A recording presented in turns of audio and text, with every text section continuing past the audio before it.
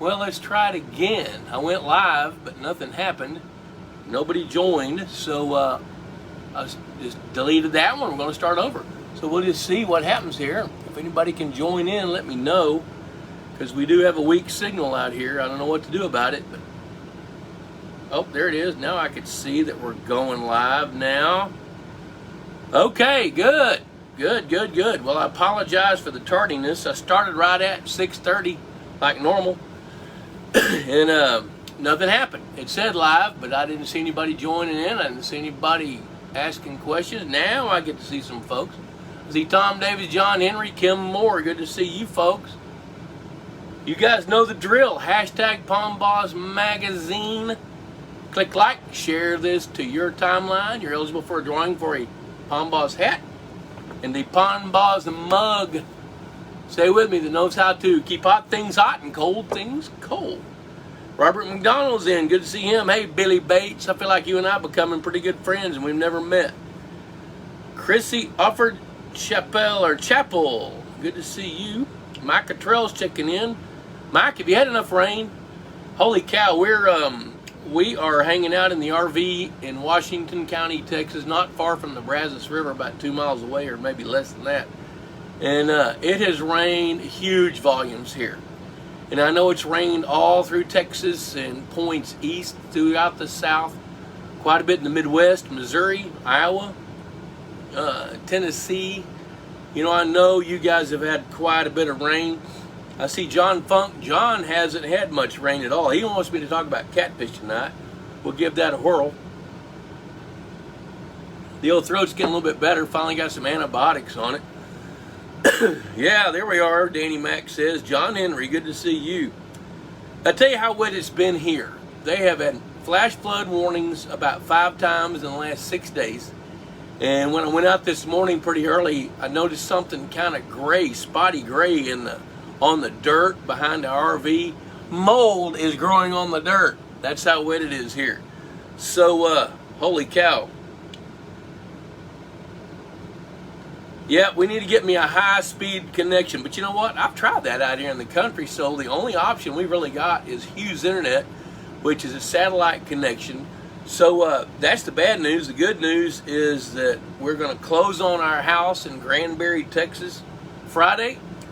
We probably won't move in for a couple of months, but once we get that done, I've been told they've got some really high-speed internet connections out there. So that ought to solve some things. I see Michael Gray checking in.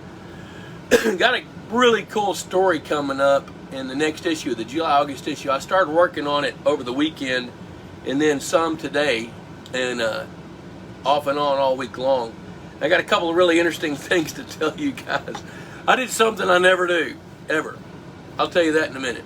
But I read through a story. Dave Beasley's got a story about a lake that Solitude's Texas office is managing here in central, actually near West Texas, over near Abilene, Albany, that area. And back during the drought, 2011 through 15, a lot of ranchers, what they do is when there's a drought, they figure out how to water their cattle. Then they come in with bulldozers and clean out ponds and tanks and lakes that have been silted in for years and years and years so they can increase the volume of water they can capture so they have livestock water. Well, while they did this on this ranch, they took the time and spent the money to go ahead and clean out a 33-acre lake and a 16-acre lake. And Paul Dorsett, who I'm known for years, Paul worked for me back in 1995 and then branched out, started his own business. Then he sold his business to Solitude several years ago. And he came up with a stocking plan. Now, the stocking plan for that 33-acre lake was to stock it with 1,000 bluegill, fingerlings, 250 red ear sunfish, and 10 pounds of fathead minnows per acre for that 33-acre lake. Then the landowner wanted to get some bass to grow fast, so he kind of took charge of stocking after that.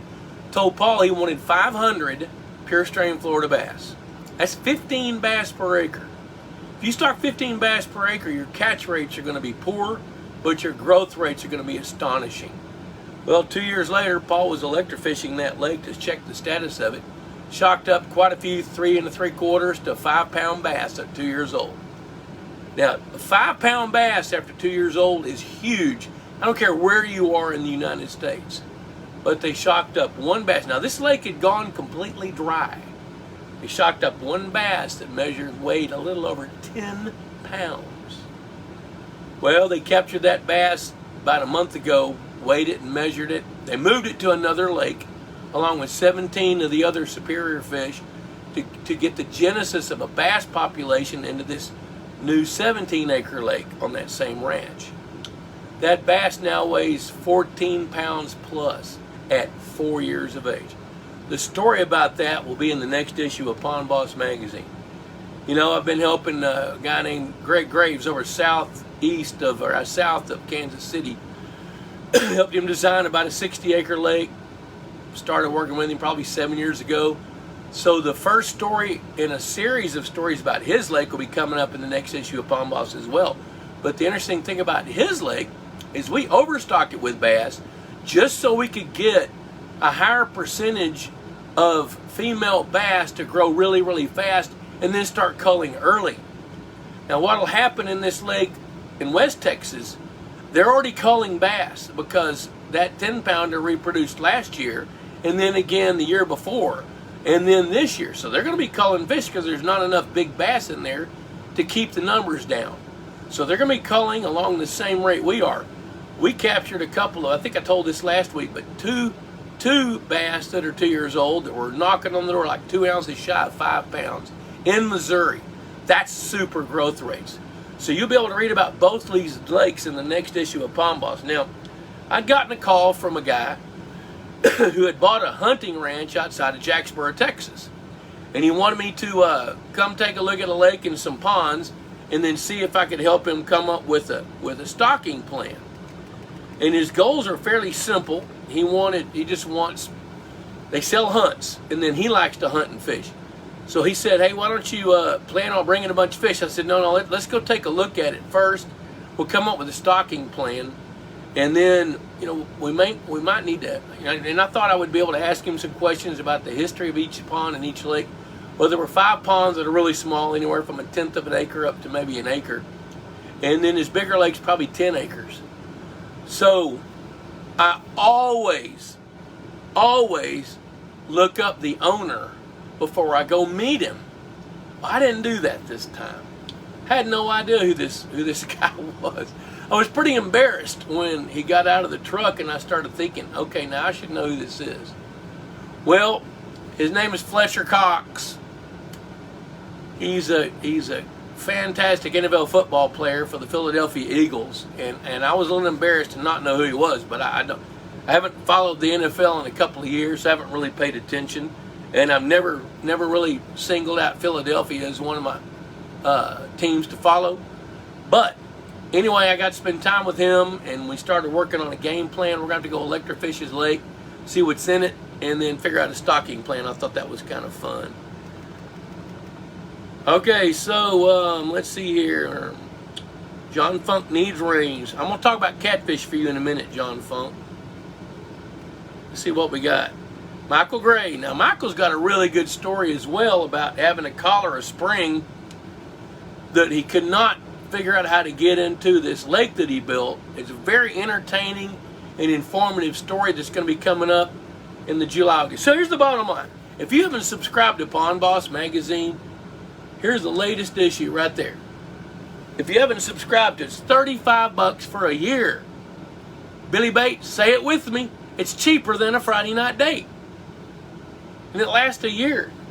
Most subscribers I talk to say that they get at least one usable nugget out of every issue of the magazine.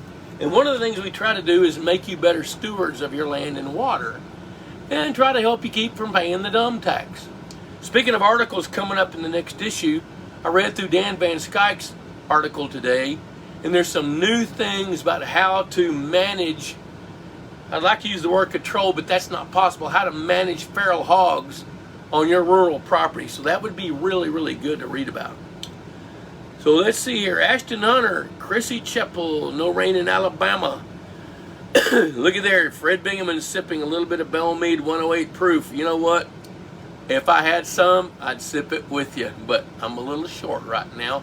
Plus, I've started a little program that It's do or die, shed pounds or lose weight. So shed pounds or lose weight. Yeah, that's true.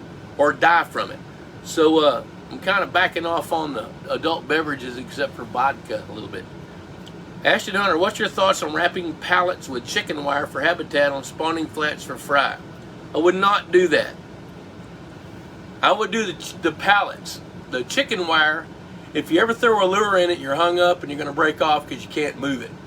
So I think the pallets are a great idea. You know, the interstitial space, if you were to say nail 12 or 13 pallets together and put them out there and submerge them in water 8 or 10 feet deep, along with some other elements for habitat, I think that's a good idea. But if you put chicken wire on there to protect the fish in there, then it becomes impossible to catch fish out of.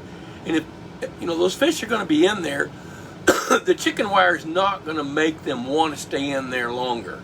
They either are or they're not. And the best way to mitigate that decision for them, or that Pavlov's dog's choice for them, that conditioned choice, is to surround the pallets with some other things like brush piles, rock piles, piles of concrete 8-aught blocks, things like that. Mike McPherson, Indiana. Mike Fornash. Chrissy saying, I need recommendations on whether to add plants to my pond for increased aeration cover or not. If so, zone 8, about 1 acre pond. Chrissy, I'm going to tell you this. I'm going to presume it's a new pond, and if so, nature's going to provide you some vegetation. Now, vegetation needs 3 things to grow. It needs the right temperature, which you have no control over, and right now is a good temperature. You got to have nutrients, which that's going to be in the soil, and you got to have sunlight.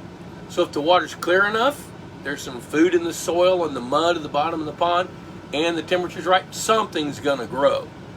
Now, if you want to plant something, I would plant like some eelgrass or one of the pondweed species that's native to where you live. I like small leaf pondweed, American pondweed, Illinois pondweed. I'm not as big a fan of bushy pondweed, bushy pondweed, because it gets a little bit too dense. Believe it or not, this cough is finally going away. Whatever that's been clogging me up is coming out. So I would let nature do what nature's going to do. Now, if you want to plant something, I would make an exclusion cage and plant it in the exclusion cage so that fish or turtles won't dig it up. Now, if you want to make an exclusion cage out of 1 by 2 inch welded wire, if you don't want to spend much money, do it out of chicken wire in this case. But after your plants get established and begin to spread, then remove that exclusion cage. You just want to give those plants some protection so they can grow. Hey, Kenny Sanderson, checking in. He spends a lot of time on the Pond Boss website. Discussion forum. Trevor Fry, good to see Trevor. Quentin Tabolka, will crushed granite work better or just as well as pea gravel? You know, I'll tell you what I think about that. I think pea gravel is the best. Sand is the second best. If crushed granite or crushed rock are your other choices, then use it. But here's the caveat. The thing I don't like about crushed granite, crushed limestone, it's abrasive. And when those bluegill come and start sweeping out that beds, I've seen them literally get cut up by the rocks. Now, after those rocks get covered a little bit in sediment, a little bit in algae growing on them, it kind of changes that. It gets rid of some of those sharper edges. But I have seen bluegills get abraded enough that it created some issues for those fish. Trevor Fry, we caught a male copper-nosed bluegill this week. Trevor, you and I probably ought to have a conversation at some point, because your thought process is farther ahead than most, and I'd like to talk about it. We caught a male copper-nosed bluegill this week that had yellow tips on its fins. I think I saw that picture. Is this common during the spawn, or is this possibly some green sunfish DNA? I'm going to tell you this. I've never seen a copper-nosed bluegill with yellow tips on its fins, ever. Not one. So, and I've seen hundreds of thousands, literally, I've seen millions of copper-nosed bluegill. Never seen one with yellow tips on its fins. That suggests to me that there has been some outbreeding somewhere in that fish's history. Now, I'm not going to say that it's not a pure copper-nosed genetic mutant, but I've just never seen it.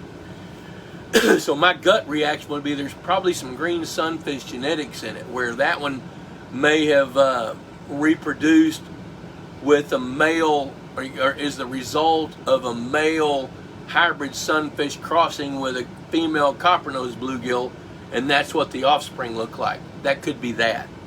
So it could be like an F2, F3, FX hybrid somewhere down the line.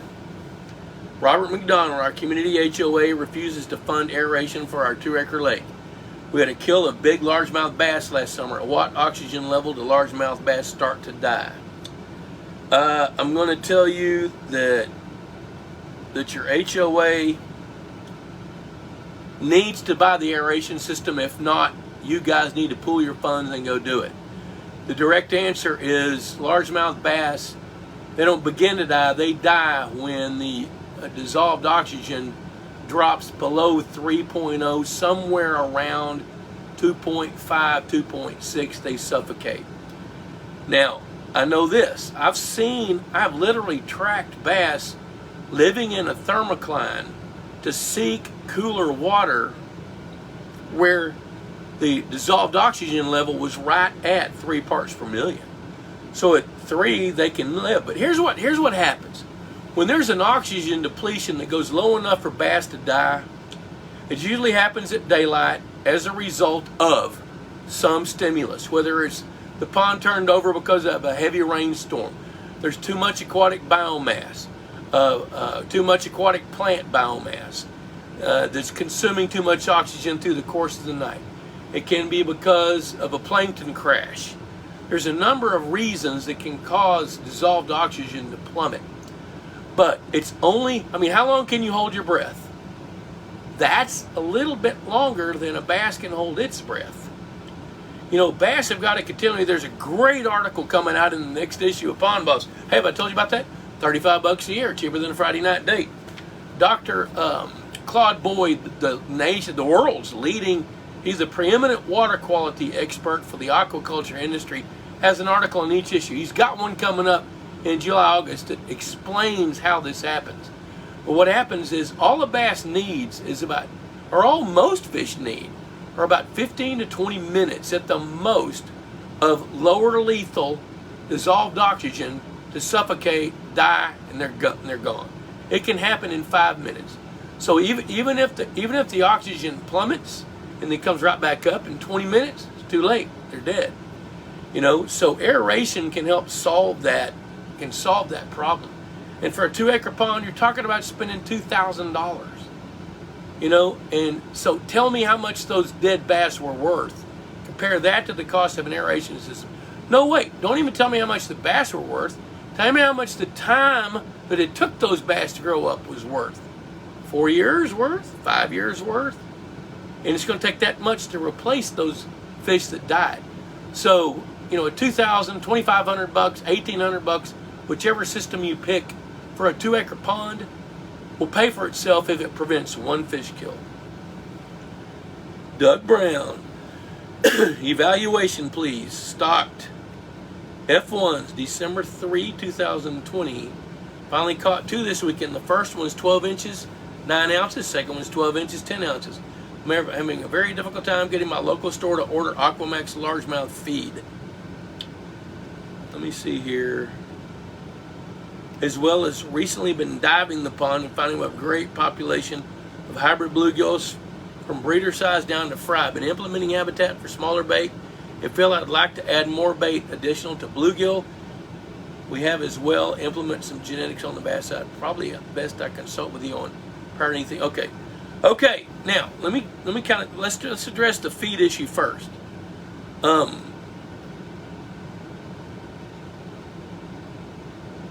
Kenny Sanderson has been having a hard time getting fish food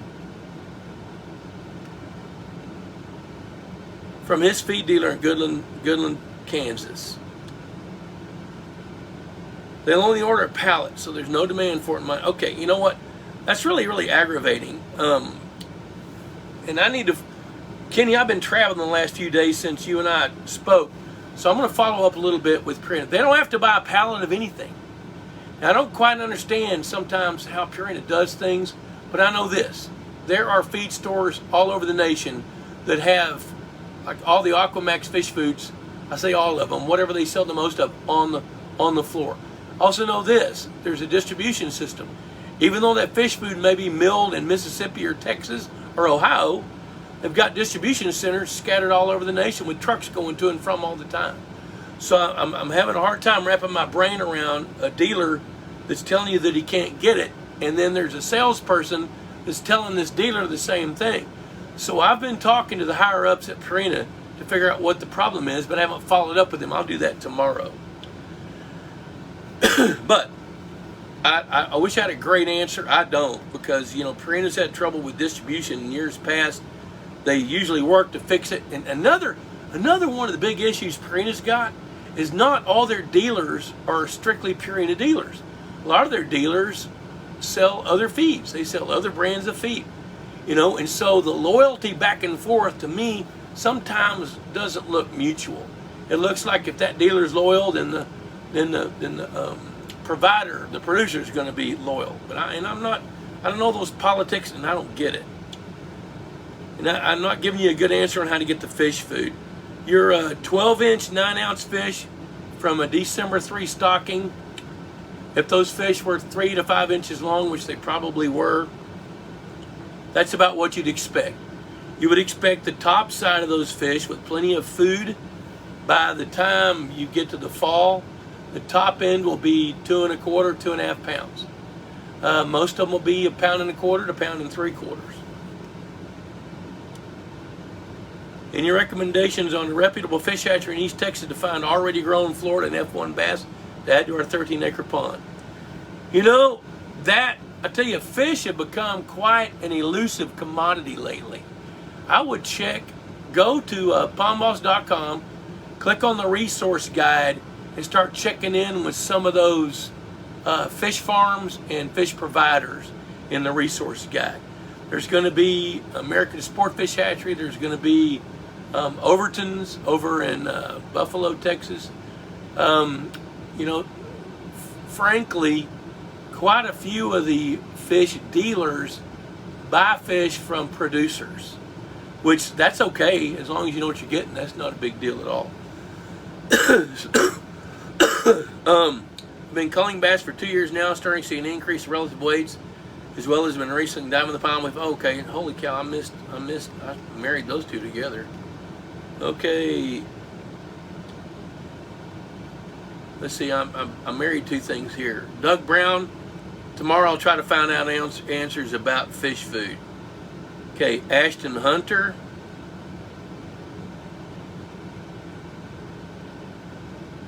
The main thing to do is keep pushing your food chain. Stock threadfin shad in that lake, because you're in East Texas. If you're looking, be sure that you're stocking threadfin shad. Be sure you can see at any given time 4 to 6 size classes of bluegill. Keep weighing and measuring fish, comparing them to standard. If you'll do that, then you can keep that thing on a good track. Philip Benefield, I hear folks talk about catching male and female fish. How do you tell the difference? You spread their fins and look. Oh no, I'm sorry. Sorry.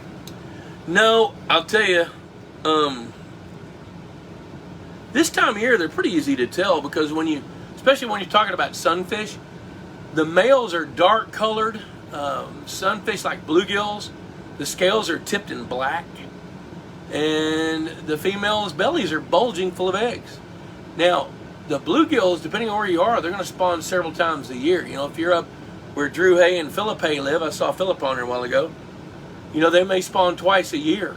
So they'll lay their eggs and then start developing eggs and lay them one more time before the summer's out. But here in Texas, they may spawn 5 times a year. We may get our first spawn bluebird days in February and get the next one in early April, the next one in mid-May, next one in June, and again late September, and then one in October, November. So that's the way that works. Female bass, if it's 2.5 pounds or bigger, you can pretty well tell it's a female. Most male largemouth bass don't get much larger than 1.25 pounds. They're almost always underweight, long and slender.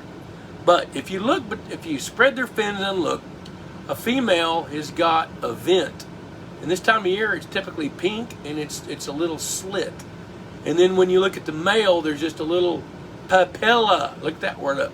Just a little bulb that protrudes from his vent area a little bit. So, I hope that didn't get us banned from Facebook, talking about sex on the air here.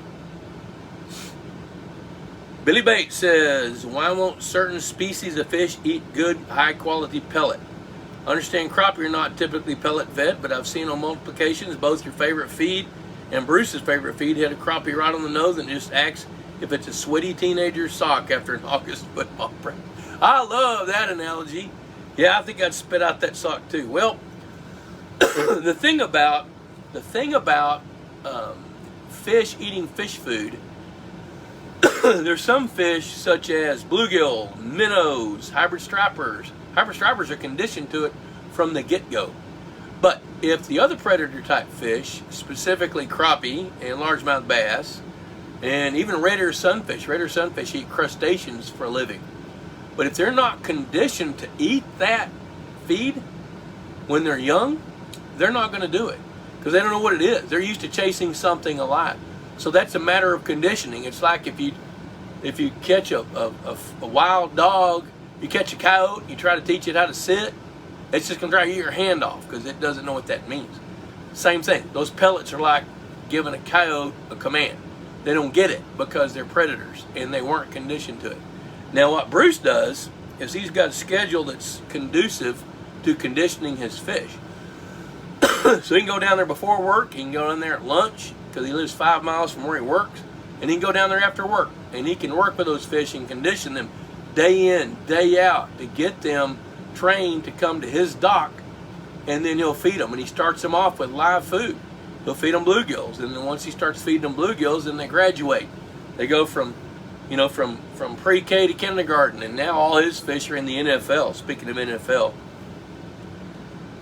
so that's how that works.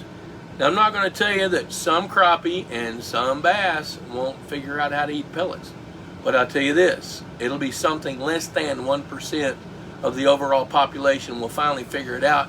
And it's because they're mimicking what the bluegill are doing or whatever the fish are doing that are eating your fish food.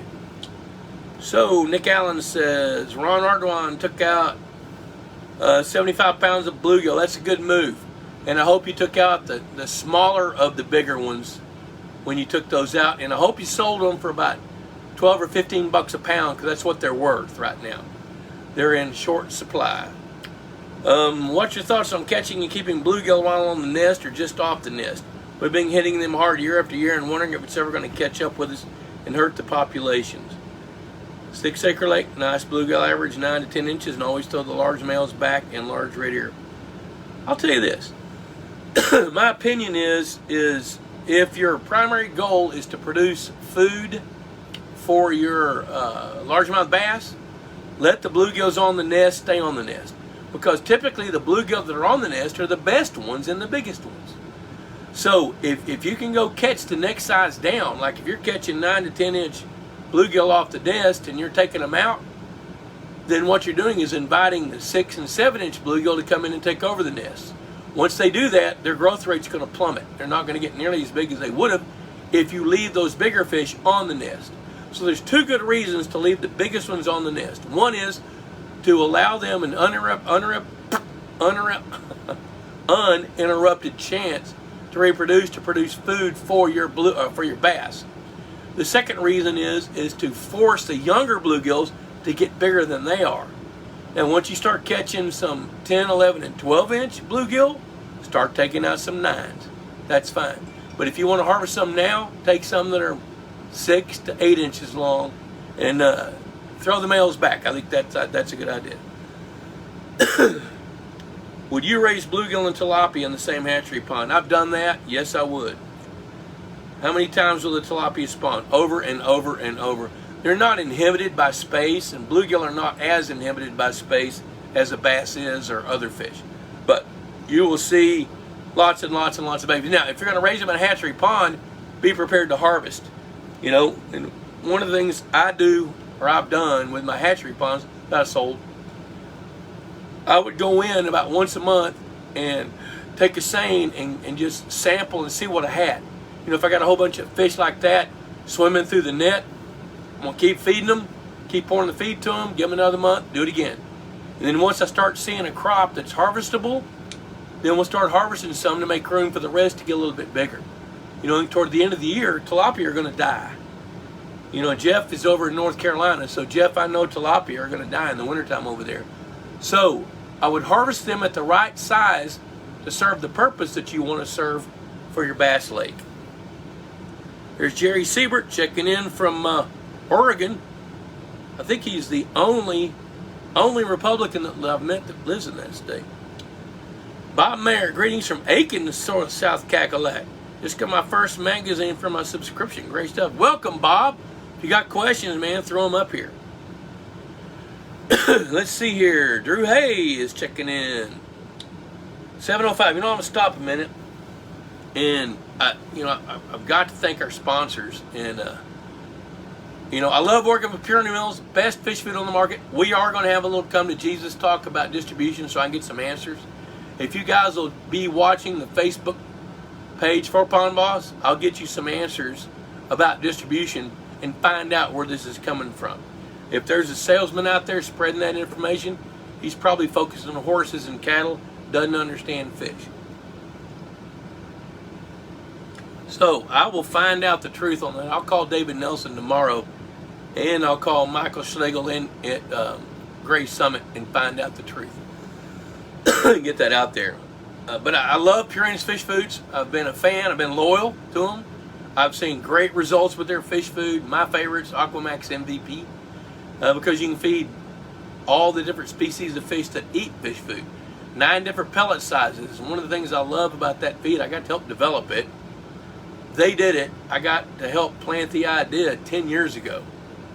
But what happens is out of the 9 pellets, about 30% of those pellets slowly drift down through the water column.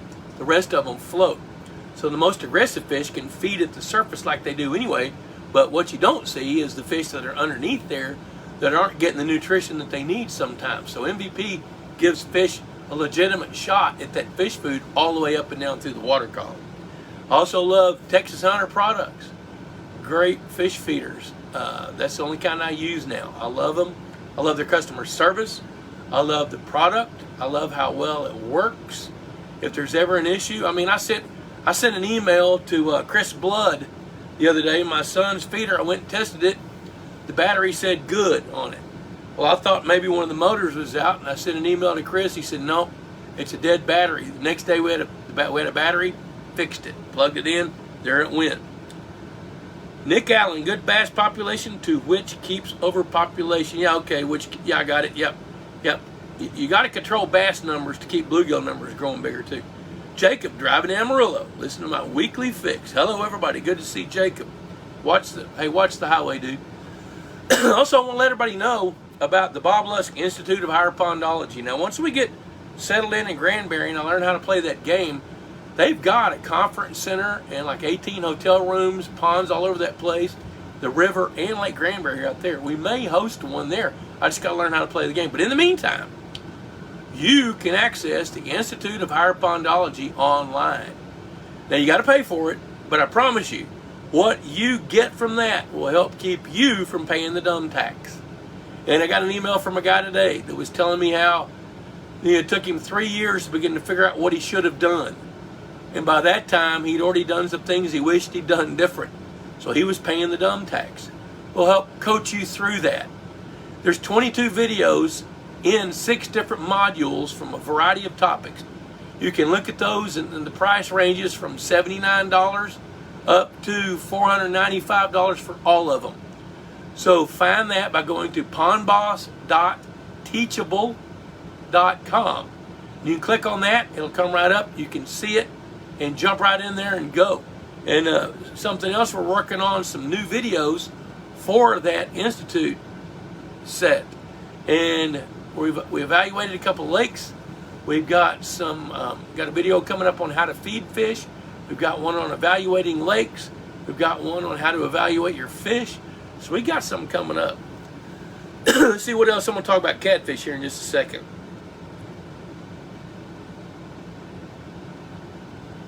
Nick Allen says, we've got the lake to grow a state record bluegill and red ear. What can we do to beef them up even more and produce a potential state record? We just pulled 11 3/4 inch red ear Sunday, wanting that 12 inches or more. Nick, I'm going to tell you, you need to know what that fish eats and provide it. Red ear are shell crackers. If you study what's going on over in Arizona, Lake Havasu, where they're catching 3 to 5 pound, a 6 pound plus red ear was caught, it's because they're abundant quagga mussels. Now, don't stock quagga mussels, but if you want to grow a bigger red ear, you need to be able to provide them with food, which usually means not taking out all your plants. It's not that they eat plants, it's just that snails eat plants, red ears eat snails. So therefore, bushy pondweed is fantastic for red ears to grow their kind of food. Nick, you can send me an email and I can throw you some more stuff. As a matter of fact, if you will spend the money to do that Institute of Higher Pondology, you're going to see some answers right there as well. Billy Bates, even my biggest bluegill, 9 to 11 inches, seem to prefer the smallest fingerling size feed over the smallest size MVP pellet.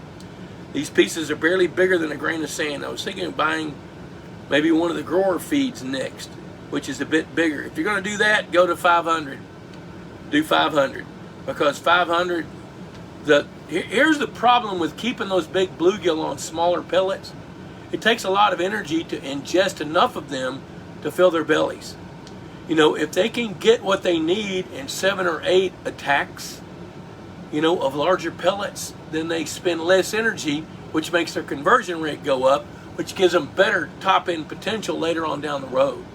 So I would go ahead, I know this, they're not going to go hungry. So if they're not eating those bigger pellets, it's not because they can't, it's because they're getting enough.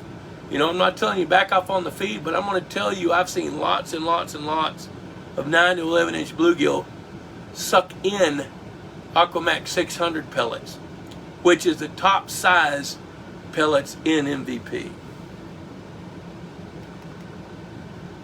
Danny Mack says, I switched from a smaller pellet to a bass pellet. The bluegills won't mess with the little stuff anymore. Yep, okay, so Danny Mack switched to that 3/8, I think is Aquamax 600. Now be sure you buy the fish meal based fish food. You need that high-end, outstanding fish food for what you want to do. All right, talking about catfish. I've had several people ask about catfish. Catfish supplies are usually pretty easy to get. Now, prices have gone up, but the thing about catfish is they're easy. They're easy to raise. Now, if you want to grow catfish, the first thing I'm going to ask you is why. Now, most of the people I talk to, I'm going to tell you 9 out of 10 people say, I want catfish for meat. On a rare occasion, somebody says, I want catfish just so I can catch catfish for sport. That's not common. Now, there's been a little bit of a trend toward people that want to try to grow huge catfish like blue cat. Now, keep in mind that you can grow blue cat 30 to 50 pounds in a 3 or 4 acre pond. And you're going to have 3 of them because they're pretty much going to eat everything else that's in there. So you need to understand the game. Now, blue cat, for example, are top-line predators that can be conditioned to eat fish food when they're small. Now, if you go catch a 60-pound blue cat out of your local public lake that's notorious for blue cats like Lake Texoma or Lake Tawakoni, they've been making a living off of gizzard shad. So you got to understand how that fish performs, what it takes for it to grow, and you got to provide that. But with channel cat, for example, they're easy. You can grow those on fish food. I mean, at LL2, before we sold the place, we had a 1 acre pond, not quite an acre, that we used to grow catfish for meat and for kids to catch their first big fish. And I would stock 200 to 500 4 to 8 inch fingerlings in there, feed them, and within 8 months I had 1.5 pound catfish big enough to eat. So they're really, really easy to grow. They eat the cheaper fish food. You don't have to feed those that high price fish food. You can feed them grain-based fish food, and they're going to do fine. Now, some folks will say, hey, I'd like to have bluegill in there with them. Well, if you do that, stock hybrid sunfish with channel catfish. Now, if you have bass in there, if you want to add catfish as a value-added fish, stock catfish big enough to not get eaten by your average size bass. Expect attrition. If you put in 200, expect 50 of those to go away within a year and a half. Whether it's somebody in there ate them, Stampin' Turtle caught one, River Otter got one, snakes ate a few when they were small, there's going to be attrition. So plan for that. Look at them as a put and take fish. You're going to put them in, feed them up, get them big, take some out. And what you need to do is pay attention to how many fish of what size you've got that are coming to the feed. So if you know you started with, say, 100 in a half-acre pond, and once those things are averaging 3 pounds, you've got 300 pounds of fish in a half-acre pond. You know, that means you got 600 pounds per acre. Your pond can likely sustain, if you have an aeration system, 800 pounds to 1,000 pounds per acre before you start paying the price. Now, paying the price means if you're not harvesting those fish, Mother Nature's going to do it for you. Because if you continue to feed them and they continue to grow and you're not harvesting any, you'll get to the point where you're feeding them and their feed conversion rate is 2.22 to 1, 2.2 to 1, something like that. There's enough waste coming into the water that it can foul the water. When that happens, then you're going to have issues. Because as the waste collects and the water can't process it, your water quality deteriorates and nature makes a correction with a fish kill. And I know you named all those fish and you see Uncle Tommy out there, Scarface, and they're all swimming upside down, not moving. You don't want to do that. So look at catfish as a put and take, feed them up, grow them up, take some out, stock more later to keep recruitment going. But catfish are the easiest fish out there to raise. All right, let's see what else we got here. Jason Nipstead, let me see if I missed something. Okay, Ashton Hunter is going to sign up for the Pondology course Friday. I love it. Thank you very much for doing that. And let us know how it goes. And once you're in, if you buy the whole thing at $4.95, when you buy the whole thing, then you're in it for life, and any new videos and any module you'll have access to. It's really, really worth it. Let's see what Jason says here. Jason Nipstead from Fayetteville, North Carolina. I wanted to cry the other day when I saw a baby chain pickerel, then my neighbor caught one yesterday. Anything I can do to assist their exit from the lake? Also, how much of a problem will they become trying to grow big bass? You know what? In those blackwater lakes like where you live, I don't really see them as a problem. I don't. They're going to live up in the shallow water near grass as much as they can. And they're going to feed lower down on the food chain. Yeah, they'll compete with bass, but they're not going to outcompete bass. You know, so they'll eat some of the same food that bass eats, but that doesn't mean that they're going to eradicate the food that bass eats. So I look at them as coexisting, kind of like what Jerry Siebert's doing in Oregon right now. I hope you're laughing at that. Danny Mac, what do I do with my last 4 channels weighing over 12 pounds each, with each having several names depending on who watches them? They're fat on bass feed, gulp, gulp. I'll tell you what you need to do with them. Since you've already got names, and they're already named, give them the honor of dying at a ripe old age of whatever that is. That's what I would do. I wouldn't worry too much about it. You know, something's going to happen. But in the meantime, feed them up. I'll tell you what I do with a 12-pound catfish. I'd see how long it would take to get it to 15 pounds. When and how, Nick Allen says, when and how can you tell if the bluegill are crossbreeding with a red ear? When you look at a bluegill, there's vertical stripes almost all the time on bluegill. Now, they're a little harder to see in female bluegills. When you look at a red ear sunfish, it's more... What was that? It's more speckled looking. So the way that I see that, I just got distracted. It's when you see a bluegill cross with a red ear. Look at the gill flap first. It'll be blue, but there'll be a little bit of hint of yellow or even a little bit of red on that gill flap. Look at that, and that fish, even though it'll have the traits of a bluegill, it will also be kind of speckled. And when I say speckled, I mean evenly speckled all across, up and down the body. It won't have the stripes at all. It'll be speckled like a red ear. Its body shape will be more like a bluegill. Billy Bates. Hey, honey. Oh, I just heard something I don't like. Did you just hear something? I see smoke. Okay, we got to go. Bye. I'll check you later. Where is it? Where?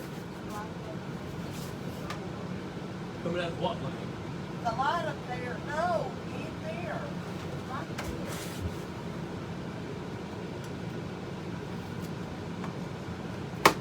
It's not coming from there. It's coming from... Okay, start getting up and getting out of here. Hurry, hurry, get out. Really something, girlfriend. Yeah, go. Get your stuff. I don't want to take any chances.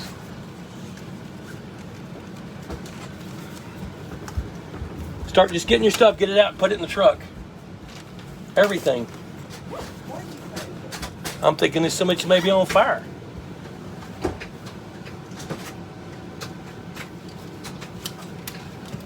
Get your shoes on.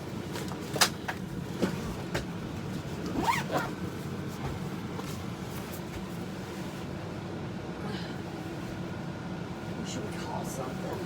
And we'll I want my shit to burn down and lose all my stuff. start getting it out.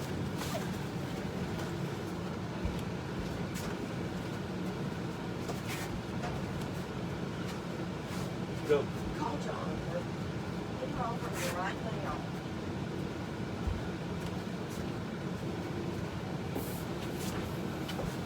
I think you ought to turn everything off.